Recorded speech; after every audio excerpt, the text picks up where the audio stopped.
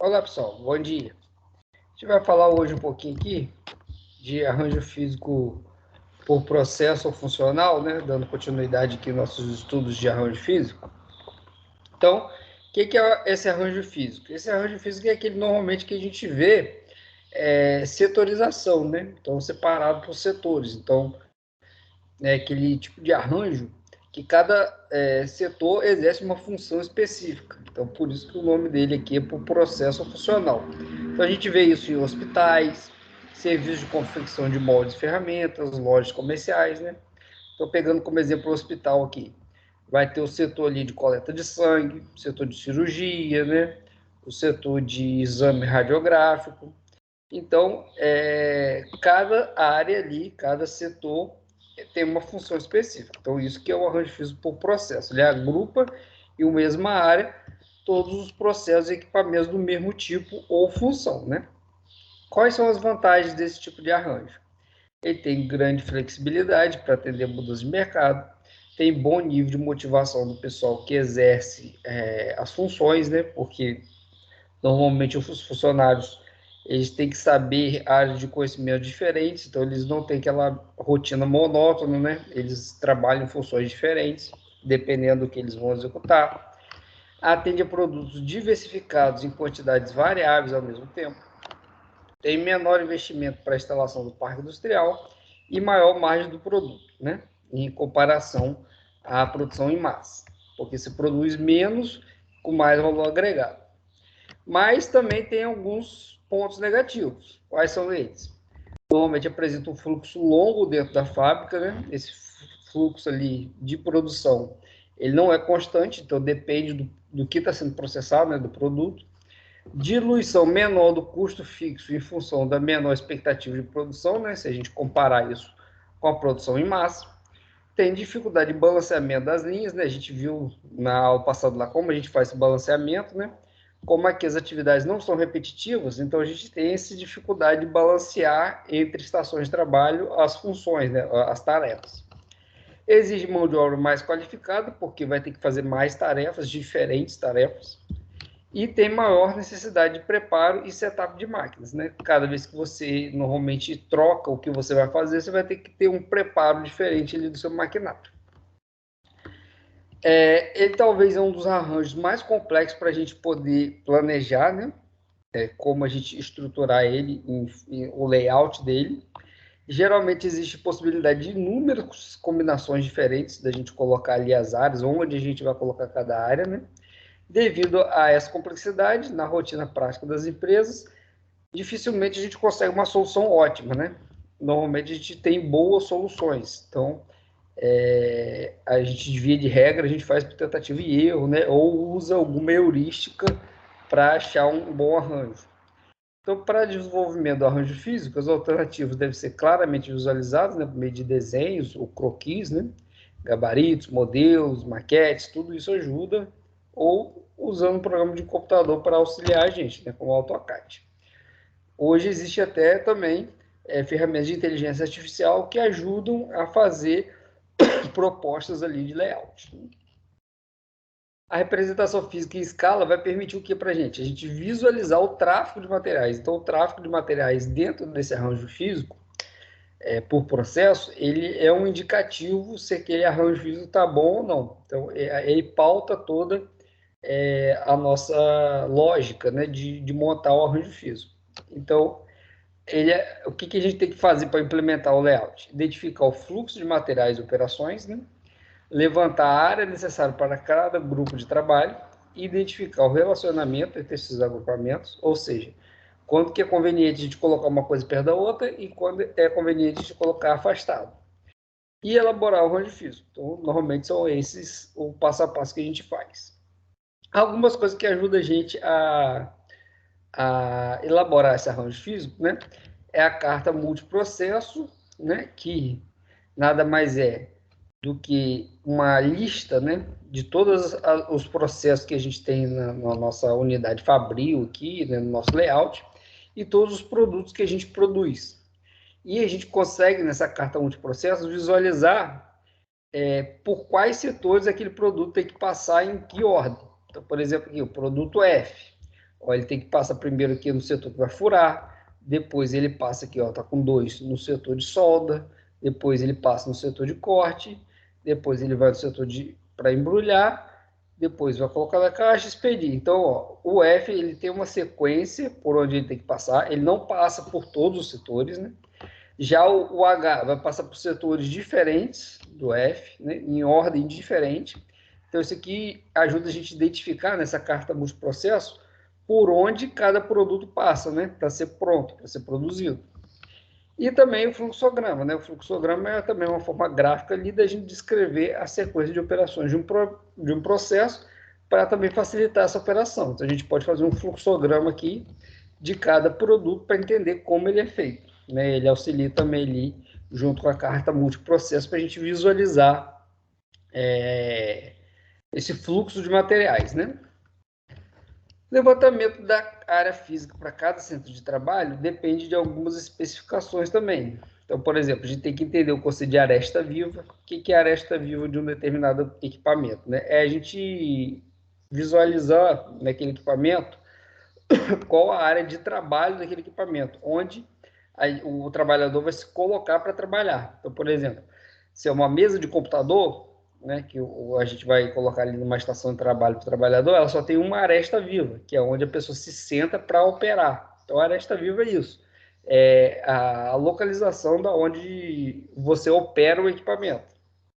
Aí, superfície projetada é outra coisa que você precisa saber para poder se planejar aqui a área física desse tipo de arranjo. Superfície projetada é só a área do equipamento. Se você olhar, como se você estivesse olhando de cima, né, numa planta baixa, você olhar a área daquele equipamento, né? Então, para você saber quantos equipamentos você pode colocar num determinado setor, você tem que saber a área projetada de cada um, a superfície ou área projetada. Além dessa área projetada, a gente tem uma área de operação, que você tem que pensar que além dessa área que o equipamento ocupa, também tem que ter uma área ali para a pessoa operar aquele equipamento, né? Então, depende da máquina, do tamanho das peças que vai processar, do tamanho dos estoques, né? De forma geral, essa superfície de operação é calculada utilizando 100% das dimensões de cada aresta viva da máquina, multiplicado pela metade da aresta não viva, considerando-se uma faixa mínima de 0,5 metros. Quando o comprimento da aresta viva for pequeno demais e uma faixa máxima de 2 metros quando ela for muito grande. Mas normalmente isso aqui varia de setor para setor, né? de setor produtivo para setor produtivo vai ter uma legislação específica. Então aí você tem que se adequar à legislação, né? Mas basicamente é aquela área ali que a pessoa precisa para operar, né, o equipamento de forma segura, né, de forma funcional. Tem também uma superfície ou área de circulação, que é uma área além daquela de operação, que vai ser para permitir circulação do fluxo de produtos, pessoas e materiais dessa operação produtiva. Tem que calcular também os corredores de passagem, que são o quê? São aquelas áreas destinadas para poder ter o fluxo dos demais processos, né, das demais pessoas que não estão diretamente relacionadas com aquela operação, mas que tem que passar por ali. Então, tudo isso vem da legislação, né? Então, aqui um exemplo, ó, imagina que a gente tem aqui a aresta viva, seria só essa aresta que a pessoa está voltada para operar o equipamento. A área de operação é onde ela fica ali para poder operar o equipamento. A área de circulação é onde ela coloca ali as peças que são produzidas, né? Onde precisa chegar as peças para serem processadas. Então, é uma área ali voltada para a operação também, mas para a circulação de materiais. E o corredor de passagem é por onde vão passar as pessoas ali, vão transitar dentro da empresa, né? Então, aqui só tem alguns exemplos aqui de como a gente calcula pelas dimensões aqui, né? Tudo naquelas fórmulas lá, mas aqui, voltando, depende de cada setor produtivo, né? Cada setor produtivo vai ter uma recomendação diária. Se ela tiver mais de uma aresta viva, você vai ter que extrapolar essa área para todas aquelas arestas. Diagrama de relacionamento. O que é o diagrama de relacionamento?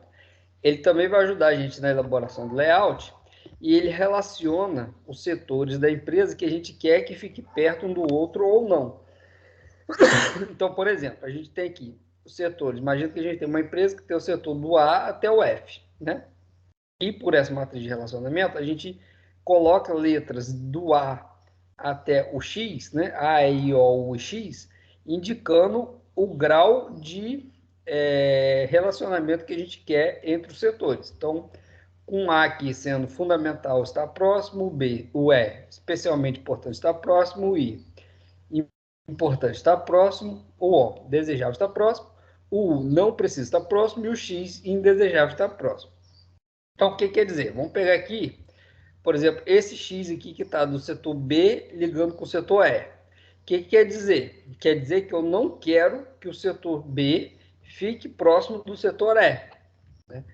Se a gente pegar qualquer letra aqui, ela relaciona dois setores. Então, se eu pegar esse, ó, logo na esquerda aqui do setor F, tem um U. O que esse U significa? Esse U está relacionando o setor F com o setor E. Então, nesse caso aqui, eu sempre vou olhar quem que está à direita e quem que está acima daquela letra específica. E vai relacionar esses dois setores. Então, por exemplo, esse U aqui que está na esquerda do setor F, ele está relacionando o setor F com o setor E. E ele quer dizer o quê? Que não precisa estar próximo. Então, o setor E e o F não precisam estar próximos um do outro. E assim a gente relaciona todos os setores. Normalmente, a gente consulta especialistas para saber se aqueles setores podem ou não ficar próximos um do outro. Né? Então, o que a gente utiliza como parâmetro para decidir se um setor tem que ficar perto do outro ou não? Se eles utilizam o mesmo equipamento ou as mesmas instalações, então seria bom ficar próximo. Se eles compartilham o mesmo pessoal ou o mesmo registro, seria bom estar próximo. Garante uma boa sequência do fluxo de trabalho. Então, se eu sei que tem sempre um fluxo de trabalho de um setor para o outro, eu vou tentar colocar os dois próximos um do outro. Facilitar a comunicação, são setores que estão sempre que estar em contato, né? Então eu coloco próximos. Evitar condições não seguras ou desagradáveis. Então, nesse caso, eu coloco distante, né? Voltando lá ao exemplo do hospital. No hospital, eu não quero que o setor de cirurgia fique próximo aos banheiros, né? Para não ter contaminação. Então, vou colocar eles distante um do outro. Semelhança no trabalho executado. Então, eu vou querer que fique próximo, né? Então, esses aqui são alguns critérios para saber se a gente coloca ele próximo ou não, né? Eu coloquei aqui, na prática, pode ser útil colocar números próximos a letras do diagramas aqui, para indicar os motivos da gente estar indicando aquele relacionamento. Então, de novo, o setor E com o setor F.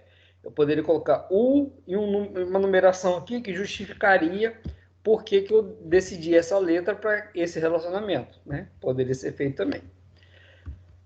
Então, eu coloquei só um exemplinho, né? Para a gente entender como é que seria uma carta multiprocesso aqui de uma empresa qualquer que trabalha com tecidos. Então, tem aqui a produção de camisetas, camisas, calças, jaquetas, macacões, cada um com um tipo de fluxo diferente, né? A gente tem todos os processos e cada tipo de produto passa por processos diferentes. A mesma coisa na hora da gente construir aqui um fluxograma. A gente pode construir um fluxograma também das atividades para cada produto, né? Seria possível. Então, se a gente fosse fazer um levantamento aqui de área que a gente precisa para uma determinada empresa, né? Como é que a gente faria?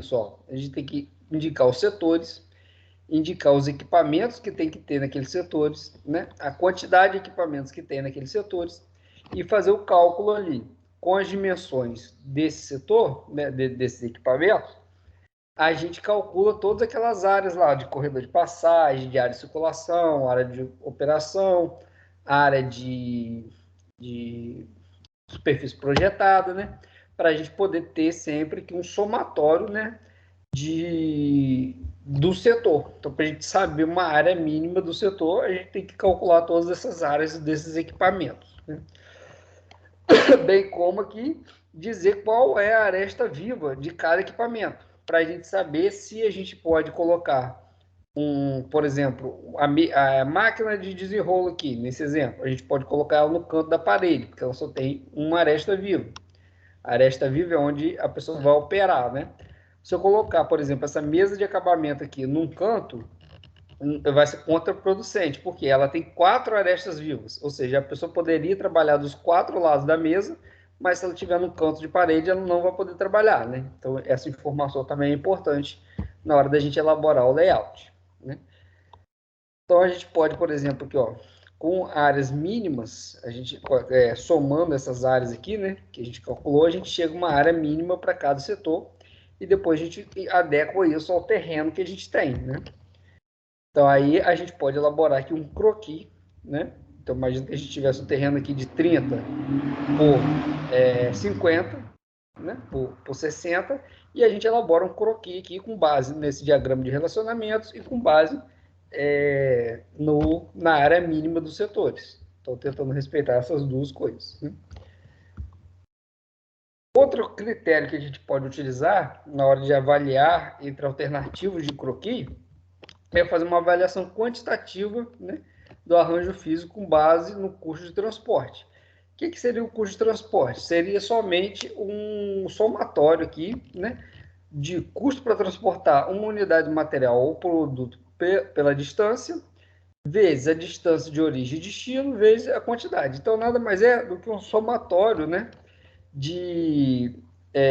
da multiplicação de distância por quantidade que a gente vai ter que transportar daquele setor para outro setor e o custo desse transporte. Então, a gente pode fazer uma avaliação aqui, ó, você imagina que a gente tem dois croquis diferentes, duas alternativas para uma mesma empresa, com setores A, B, C, D, E, F, organizando de uma forma 1 e de uma forma 2, né? E se a gente tem as quantidades que a gente tem que transportar de cada setor para cada setor e as distâncias, bem como os custos, a gente consegue fazer esse somatório e descobrir a alternativa que teria o menor custo, né? Então, essa alternativa que vai ter o menor custo total, que seria o total de custo para transportar os materiais necessários, né? No mês, no ano, que seja, a gente tem que vai dar que uma alternativa é melhor que outra, né? É mais barato que outra. Beleza, pessoal? Então, isso aqui foi a aula aqui de arranjo físico por processo ou funcional. Espero que vocês tenham gostado.